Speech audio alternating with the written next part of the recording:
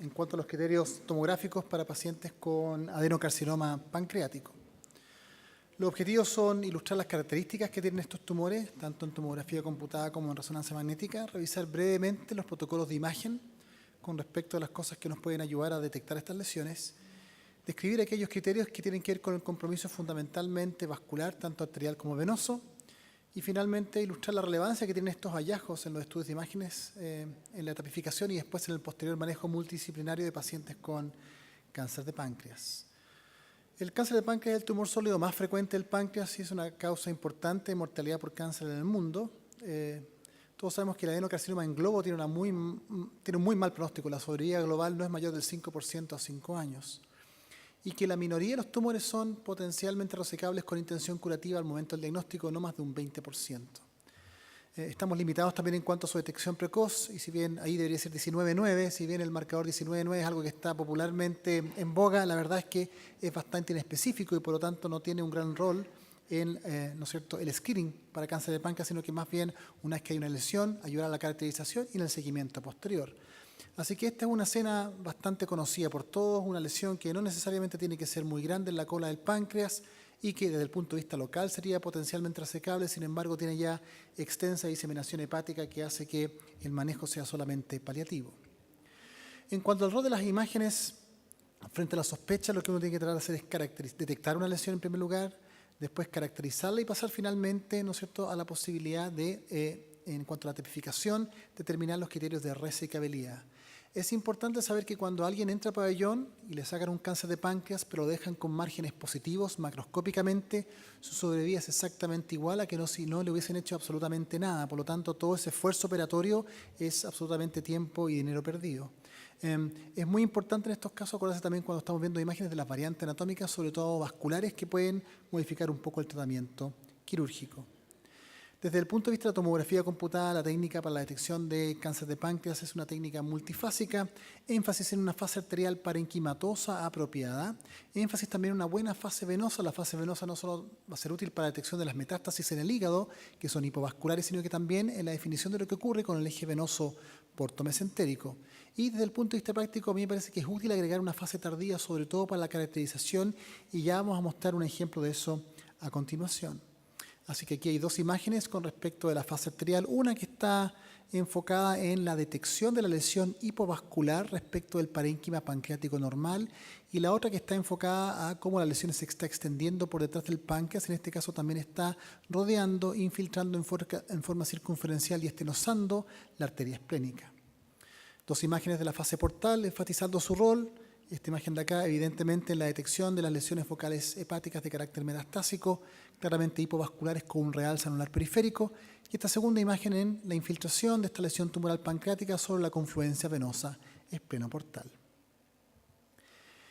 El realce tardío en el cáncer de páncreas ocurre porque el contraste se acumula en aquellos tejidos que tengan abundante líquido extracelular, y el tejido fibroso, el tejido desmoplástico que puede producir un adenocarcinoma pancreático, es rico en este tejido y por lo tanto ayuda en la caracterización. Y de hecho, en el 5 o 10% de los tumores pancreáticos de tipo adenocarcinomas que son isodensos al páncreas en la fase arterial y portovenosa pueden tener acumulación de contraste en cortes tardíos.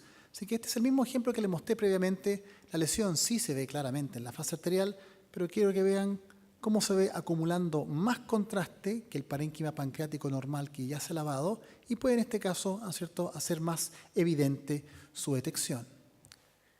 A continuación, ocupando un caso que va a mostrar, ¿no es cierto?, la utilidad de la técnica, paciente joven, no más de 40 años, ingresa por una pancreatitis aguda, protocolo habitual, un protocolo unifásico abdomen y pelvis en fase portal, se ven las alteraciones propias de una pancreatitis aguda, la verdad es que no se ve mucho más. Se maneja a la paciente, tiene barro biliar y finalmente va a una colecistectomía, puesto que la causa se sospecha que es la litiasis biliar. Pero algunas semanas después de la cirugía, la verdad es que la paciente no va mejorando desde el punto de vista de su función hepática y se mantiene con ictericia. Esa es la imagen de su colangioresonancia. Ustedes pueden ver una sonda T en su interior y ver una estenosis claramente a nivel del coledoco intrapancreático.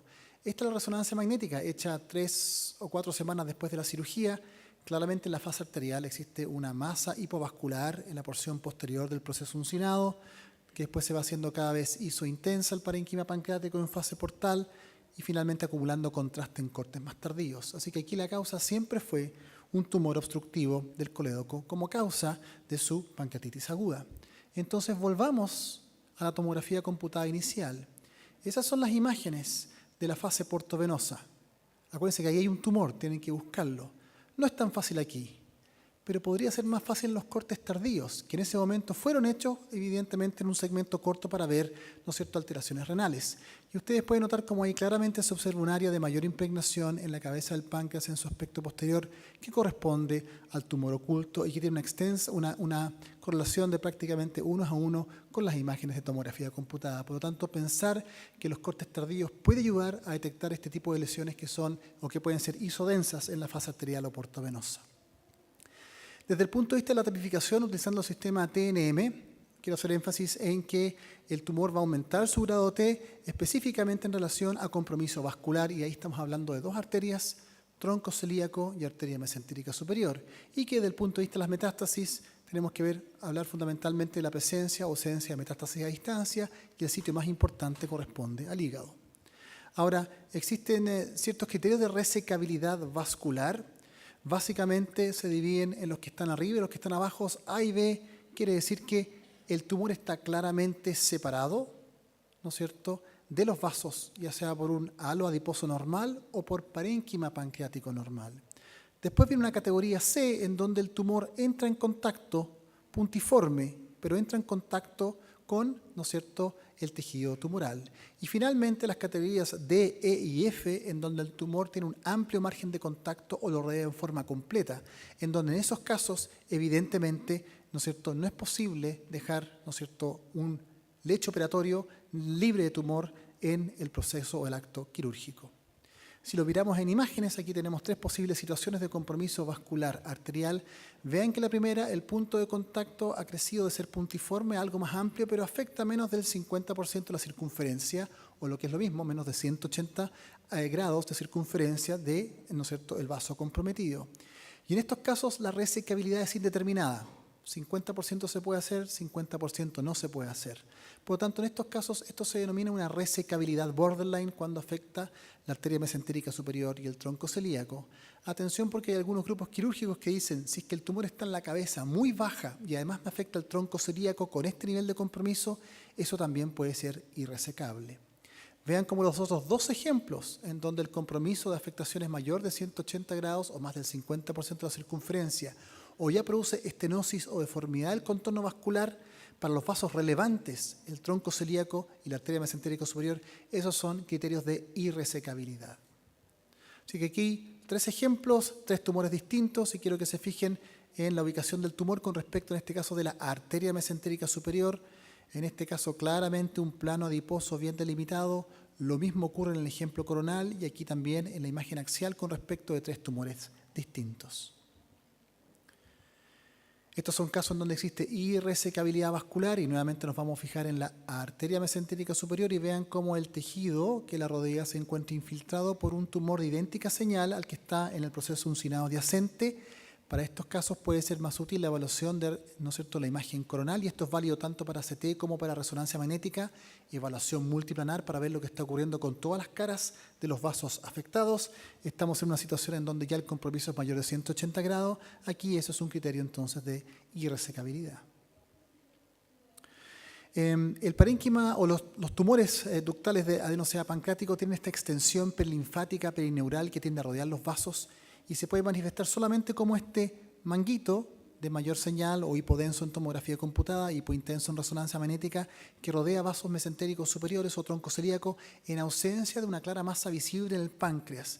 Eso es altamente sospechoso de una neoplasia pancreática, aunque no vean el tumor primario, y hay que ir a documentarlo con alguna otra técnica. Quiero usar este ejemplo, ¿no es cierto?, de compromiso vascular, donde ustedes ven que el tumor hipodenso en esta fase arterial está contactando ampliamente la cara inferior de la arteria mesentérica superior, pero con una sola visión es imposible saber qué es lo que está ocurriendo con la circunferencia. Así que alguna reconstrucción multiplanar es necesaria. En este caso, una reconstrucción coronal oblicua, y vemos que en realidad el tumor está rodeando prácticamente en forma circunferencial la arteria mesentérica superior e incluso la desembocadura de algunas de las ramas eferentes proximales, lo que hace que esta lesión sea una lesión irresecable. Así que nuevamente, reconstrucciones multiplanares o múltiples secuencias de adquisición en distintos planos para resonancia magnética es fundamental para definir resecabilidad o irresecabilidad en cáncer de páncreas desde el punto de vista del compromiso arterial. Se ha postulado, por lo tanto, que exista, ¿no es cierto?, una plantilla de reporte con respecto, ¿no es cierto?, de lo que ocurre en casos de pacientes con adenocarcinoma ductal pancreático con respecto del compromiso vascular.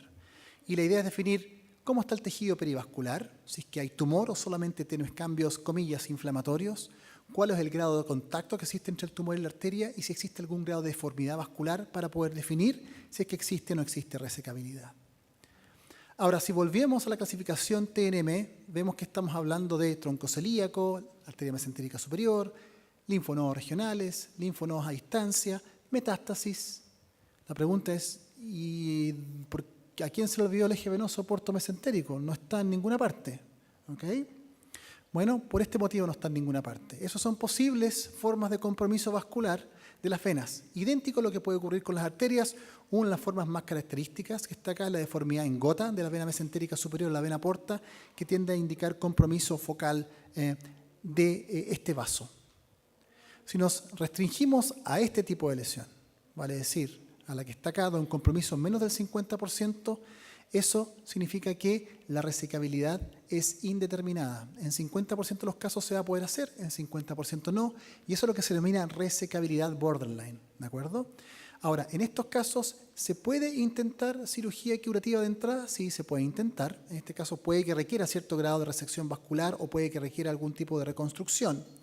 Pero la tendencia actual es que estos pacientes vayan a algún tipo de tratamiento neoadyuvante, ya sea con quimioterapia o con radioterapia, para poder facilitar posteriormente el acto quirúrgico y ayudar a la sobrevida. Y eso es un ejemplo de una resecabilidad borderline, una masa en el proceso uncinado que está contactando focalmente, pero menos del 50% la circunferencia de la vena mesentérica superior. Eso hoy en día está considerado como una resecabilidad entonces borderline. ¿Qué pasa con los otros tres grupos? Con los otros tres grupos, aquí no es posible resecar el tumor sin resecar la vena. Aquí, para lograr una cirugía curativa, lo único que se puede hacer es una reconstrucción vascular. Y la reconstrucción vascular depende del segmento afectado, o sea, dónde está la afectación, depende del largo comprometido, pero más importante el punto número 3. Si el grupo quirúrgico que va a proceder a hacer esto sabe hacer estas técnicas. Eso es lo más importante, ¿no es cierto?, del compromiso venoso en cáncer de páncreas. Ahora, la tomografía computada por alta resonancia magnética son muy buenas para definir resecabilidad cuando no hay ausencia del compromiso venoso, ¿ok? Pero es insuficiente para catalogar irresecabilidad cuando hay compromiso venoso vascular. Esa definición final lo tiene que hacer un equipo multidisciplinario, ya no resta exclusivamente con el radiólogo. Así que aquí hay dos ejemplos de compromiso por un tumor. Cuando hay afectación del tronco celíaco, la sola impresión radiológica va a definir cuál es el manejo. Cuando hay afectación del compromiso vascular, nuestra impresión radiológica no va a ser la palabra final en la decisión de resecabilidad de ese caso. Aquí hay una imagen sagital donde muestra compromiso de la confluencia venosa mesentérico-portal. Ven la deformidad y la estenosis focal del vaso y eso tiene cierto largo de compromiso. ¿Cuáles son los candidatos óptimos para poder intentar un tratamiento de entrada o para poder ser beneficiarios de una buena neoadyuvancia? Aquellos con compromiso justamente de la confluencia venosa mesentérica superior y la porta con largos pequeños, menores de 2 centímetros. Así que en este caso particular ustedes pueden ver un tumor que estaba afectando la vena mesentérica superior, deformidad en gota. En este caso el paciente fue a resección de entrada y reconstrucción con un puente vascular venoso. Por lo tanto, si vamos a los criterios de resecabilidad venosa, cuando algo es resecable es muy fácil. El tumor está lejos de la vena comprometida. ¿Okay?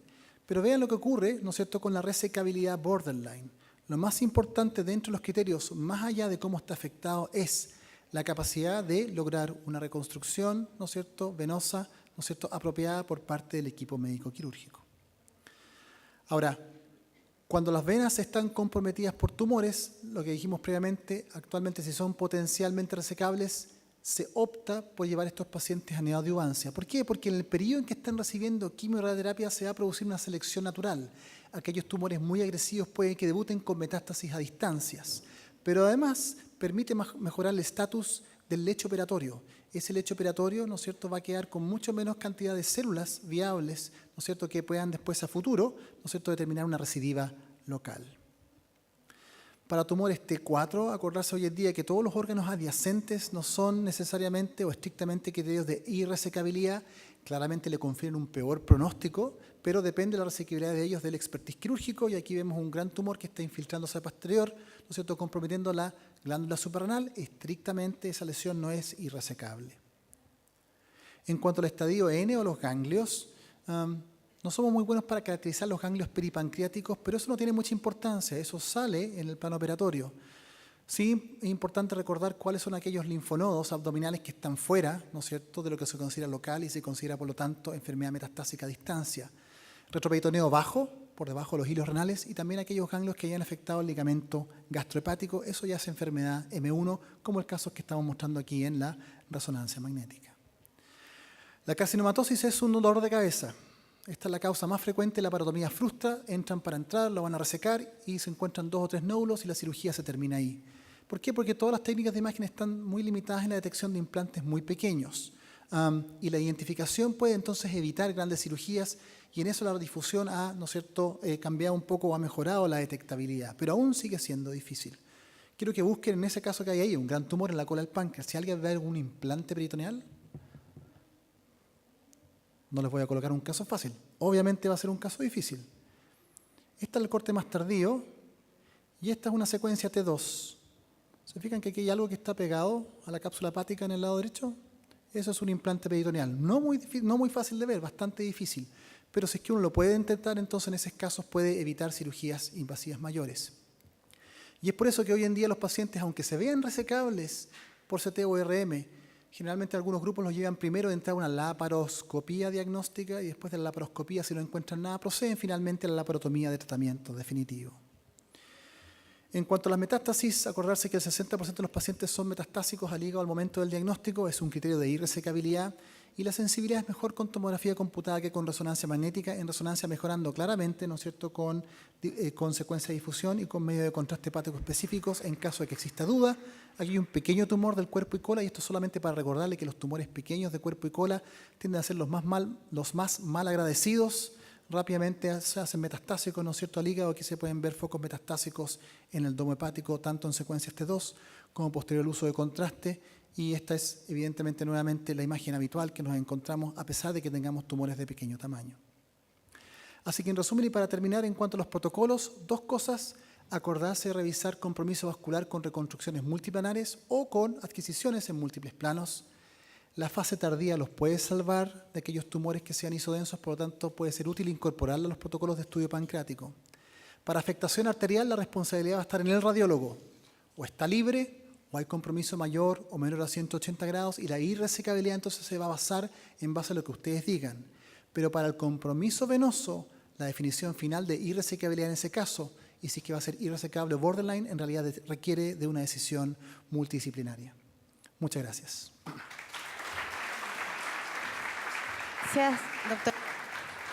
Muchas gracias, doctor Álvaro Huete. Para finalizar este